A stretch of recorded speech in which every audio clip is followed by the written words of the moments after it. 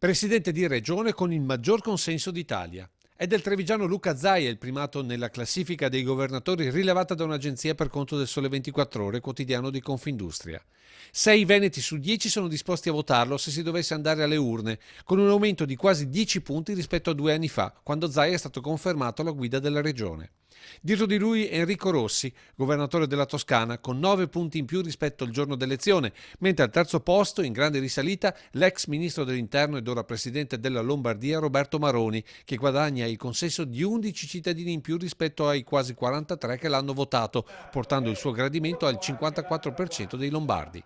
Guardando la classifica nel suo complesso, da notare come nelle 3 regioni guidate dal centro-destra cresca il gradimento per l'operato dei governatori, mentre nella stragrande maggioranza dei presidenti di centro-sinistra ci siano delle cadute anche importanti.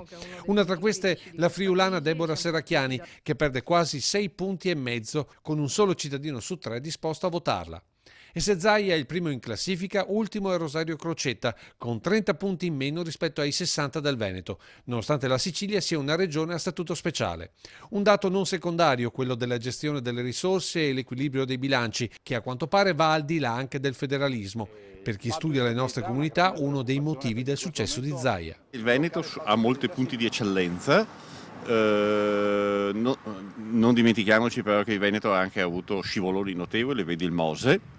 Certamente vale il discorso sanità, ma io credo che dal punto di vista emotivo la nostra è un'epoca molto light, molto emotiva, ha giocato appunto l'umore o la pulsione autonomistica e quel sentiment diffuso che lui ha interpretato relativo alla gestione o all'accoglienza dei profughi. Con questi dati cosa consiglia il governatore del Veneto?